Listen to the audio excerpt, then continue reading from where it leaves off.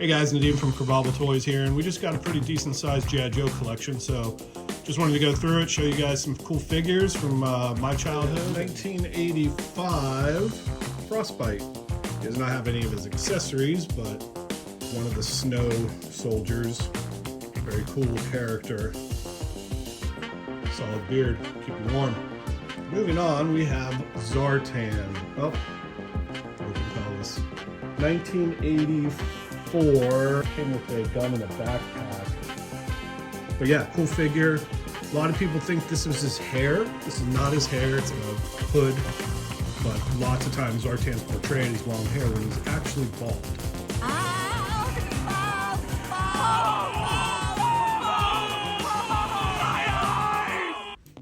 This is a 1985 Flint.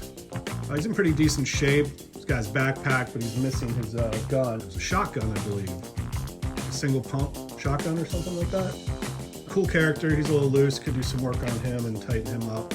But he's not broken anywhere. He just needs some paint. Cool figure. Flint was Duke's boss and one of the leaders of G.I. Joe. All right, moving on. We have 1986 Lifeline. 2 lifelines here in this bag.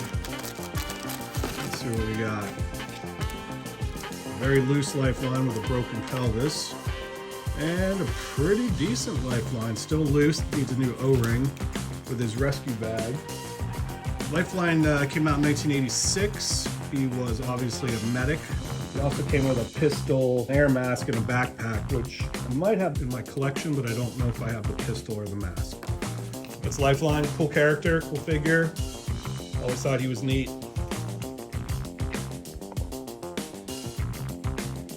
All right, next up is Spirit Iron Knife, Native American. Very, very cool figure. He was one of my favorites.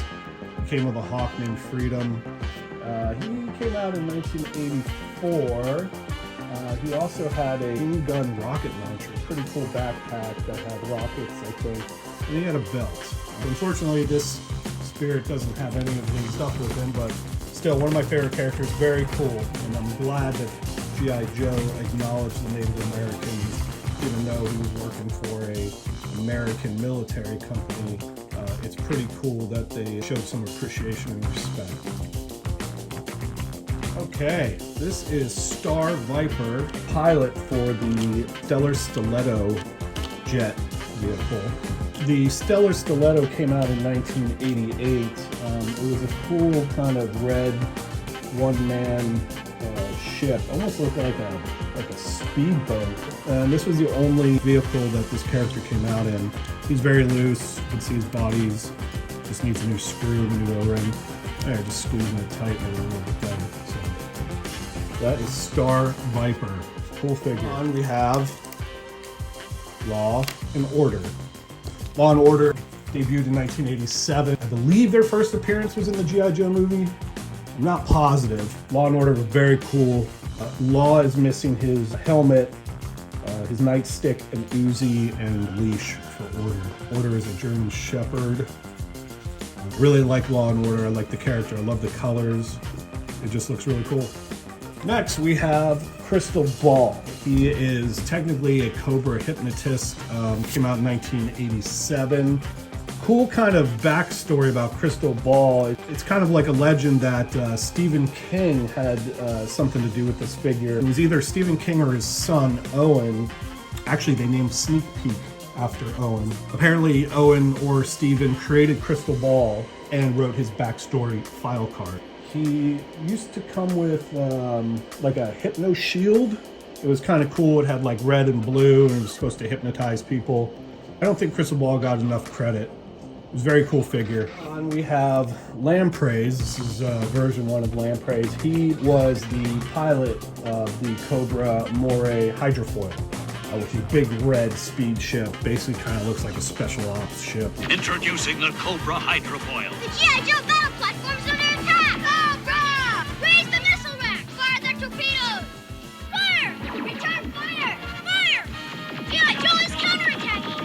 Yojoe! Cobra hydrofoil, G.I. Joe tactical battle platform. Other Joe and Cobra figures each sold separately from Hasbro. He did not come with any accessories, but the ship came with more than enough for for both of them.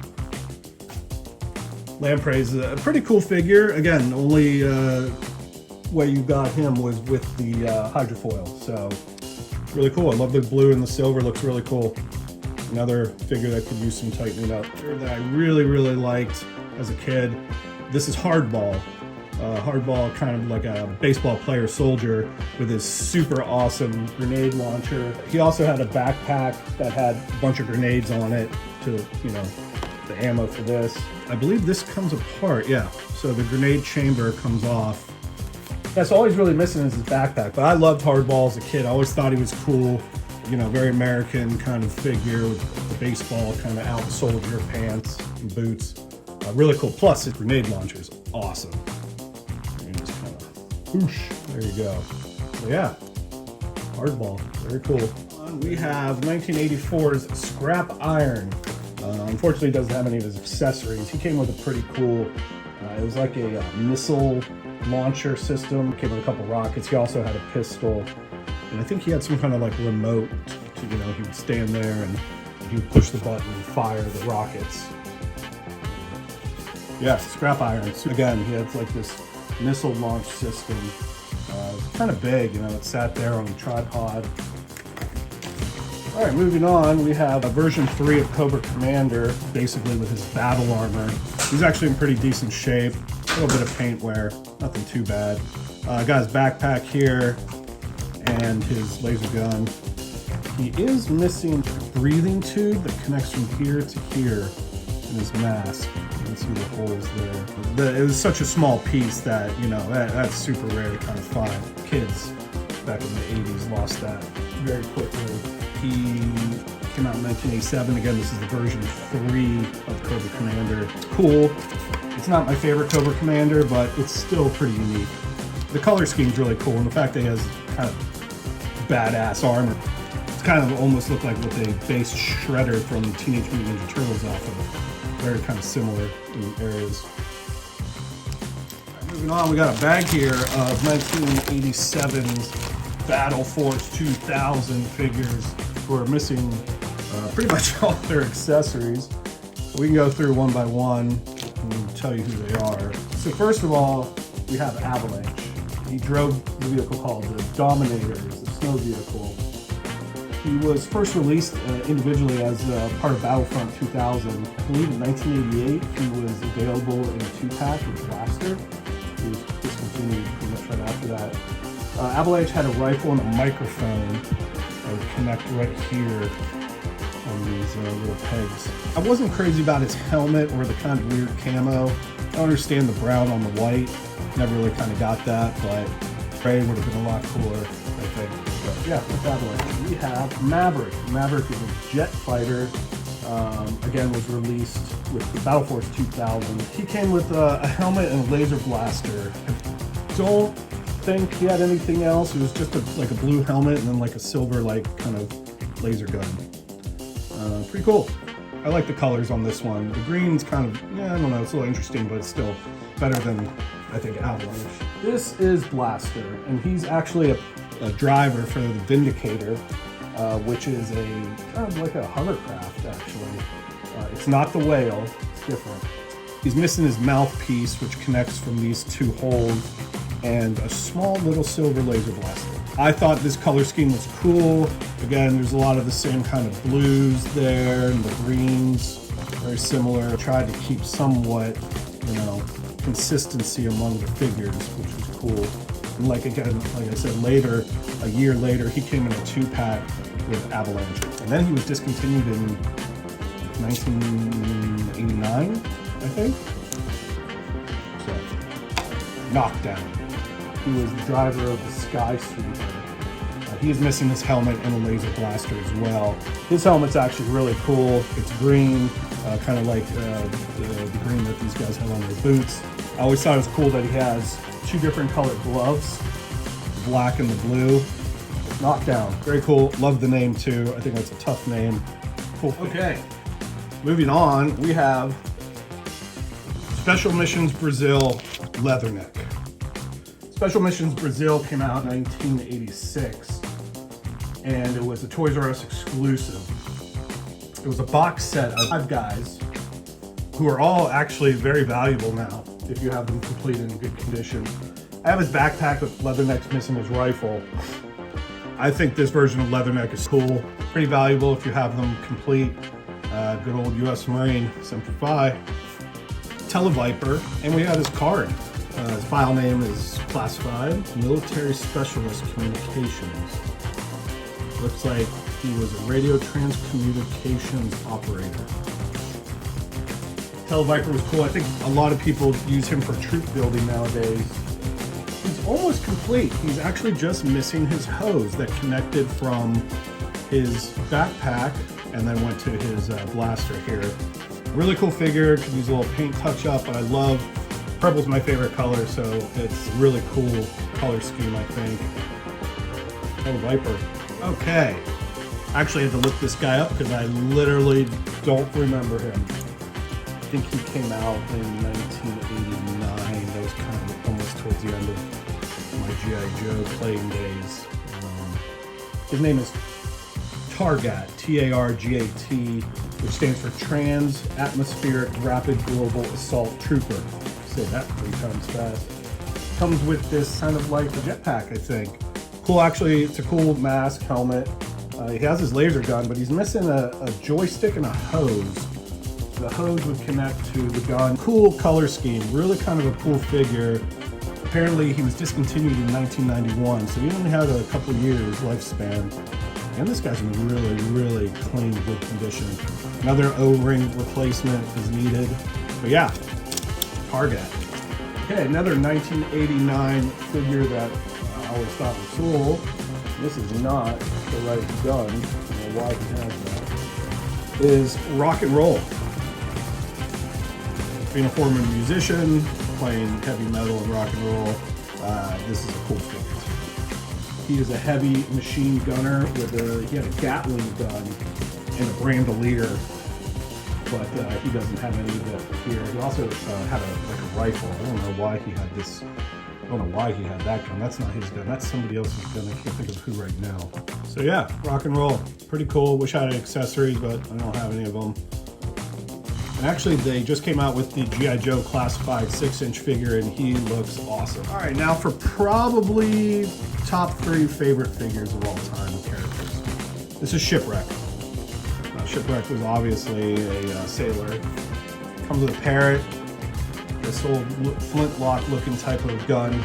He's just missing, I believe it was like a rope with like a throwing star on the end or something. It was like a grappling hook kind of thing. He could use some touch-ups, not in the best shape, but it's also not terrible at all. Shipwreck was cool. He was kind of sarcastic in his own way, and his back card basically said that he joined the Navy very young, and I believe he's actually of Latino heritage. His real name was Hector Delgado, which actually as a kid I did not really realize, because in the cartoon he's obviously he's American, but he almost sounded like he was from New York or something. Back of Shipwreck's card says some pretty interesting things, and one of them is, Shipwreck is your quintessential sailor. He can splice a line, fry powdered eggs in the tooth of a gale and eat them, tell taller tales than a Senate Appropriations Committee, and take a 3-day liberty in fuel Greenland and come back smiling.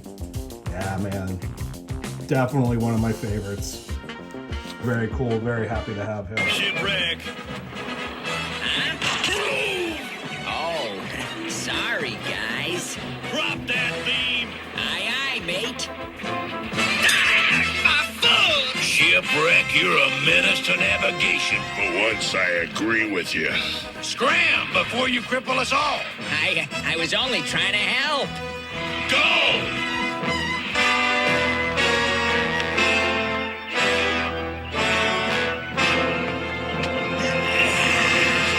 What'd I tell you, Polly? Do I know how to avoid work, or do I know how to avoid work?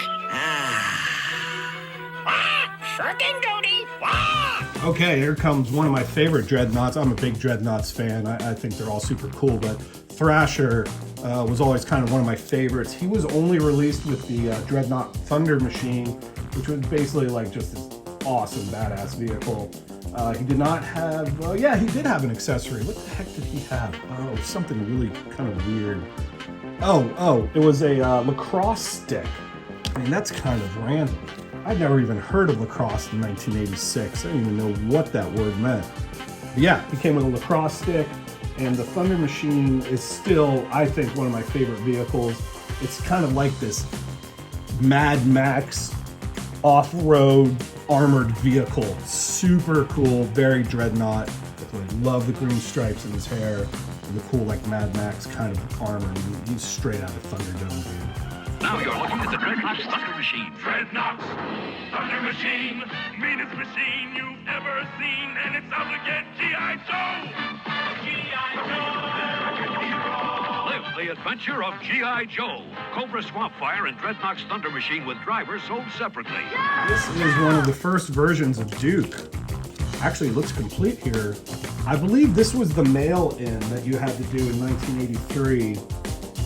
So it's pretty exclusive and pretty rare. He's worth a ton of money, over $100, I believe.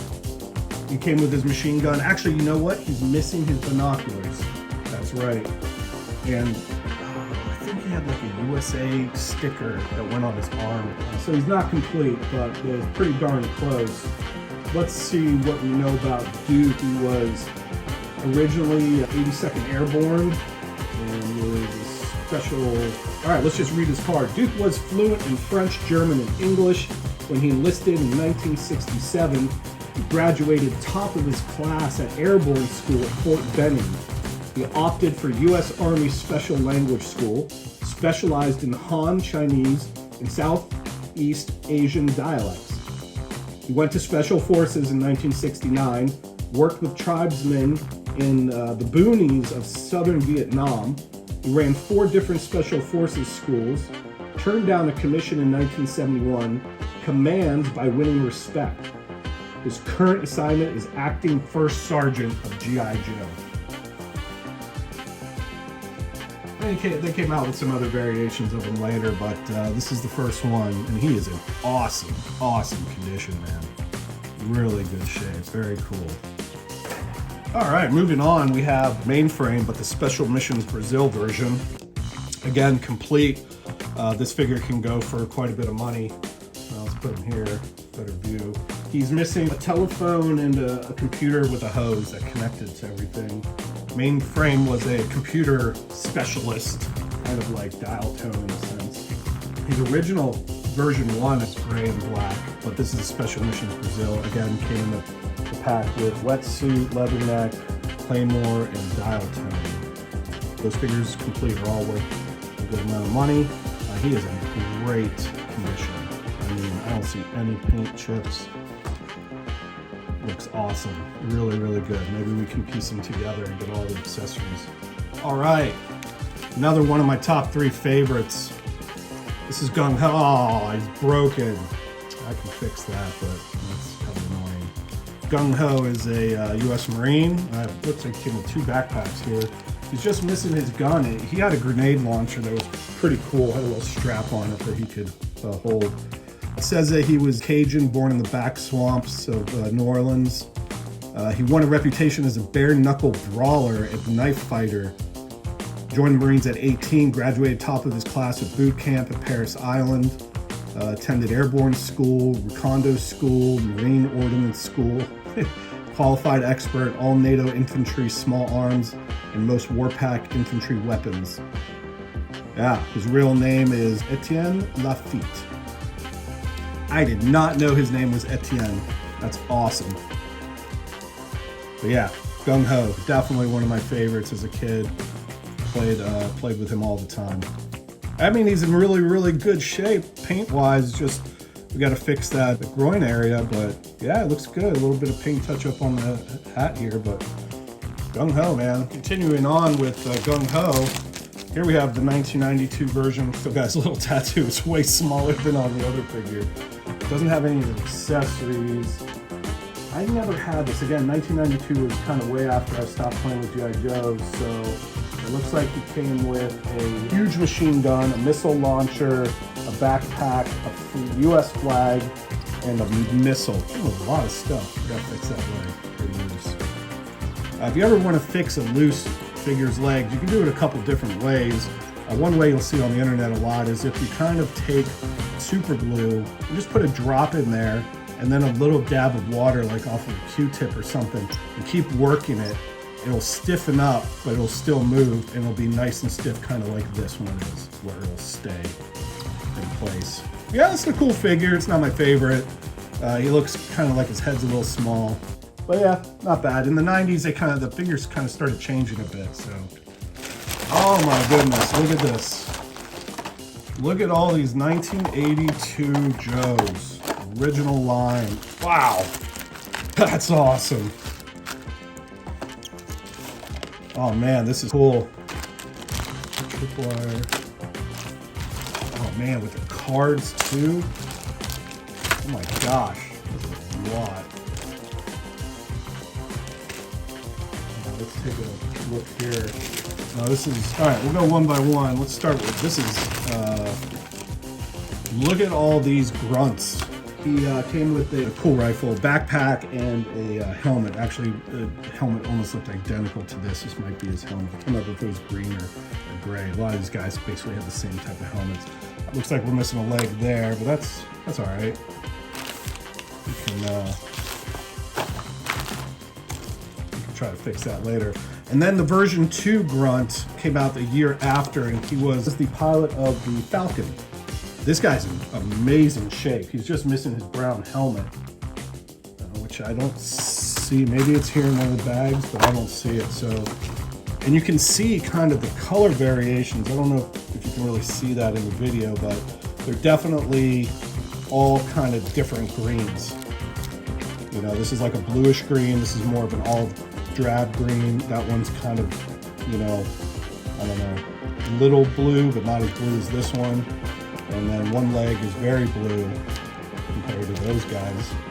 So, wow, really cool. 1, 2, 3, 4, 5 grunts. All right, moving on. This is the first version of Rock and Roll. And let's get all this out of the frame, kind of. He is just missing his tripod, but wow, is he in good condition. Look at that, dude. Little paint touch up on the bandolier, but that's not bad for a 1982 figure. His real name was Craig McConnell. He was a military specialty infantry. He was a surfer in Malibu prior to his enlistment. He was also a weightlifter and played bass guitar in a local rock band. He's familiar with all NATO and Warsaw Pact light and heavy machine guns. Graduated advanced infantry training, top of his class. His special education was covert ops school. It says here, Rock and Roll is cunning but naive, forceful but shy, possesses a strong sense of loyalty to his teammates, and is sincerely concerned about their well-being. A man of honor and integrity who can be counted on to hold the line. God, he looks great, man. See how his hair looks without the helmet. Get this off. Yeah. Not bad, huh? Cool. Rock and Roll, man. One of my favorites. Wow. Okay. We got a lot of bazookas here for Zap. Different colored ones. Gray and green. And that's kind of like a gray-green. Here it looks like we can put one together. We just need what's going on? His thumb's broken. That's easy to fix with a little milli putt. We can take care of that. Here's a complete Zap with his card. Original name, Rafael Melendez. He is a specialist in armor piercing and anti-tank weapons. Zap is the fun-loving type. He's cool under fire. The stuff he works on could blow up anytime. Oh no, his hand is broken and his thumb is broken. Oh, dude. That's kind of a hard repair. I mean, still can do it, but we might have to switch out this arm. The greens are pretty close. Yeah, they're almost identical. I don't think anybody would notice. But the thumb on the right hand looks like that's definitely going to need to be fixed. So, cool. Original Zap. Two back cards, a lot of accessories. Yeah, it came with a backpack and a bazooka and a helmet. 1983 tripwire. Oh yeah, okay, broken pelvis here, very loose. This one looks in great condition. Look at that. Tripwire, cool. I always thought he was neat. He had a backpack with these 3 landmines that kind of come out. He actually came out a year after the other guys. Looks identical to, you know, the first release almost, but the multicolor kind of gives it away. The other guys were mostly just green. He has his minesweeper, he has his mines, and he has his backpack. Only thing missing is the hose that connects from here to there.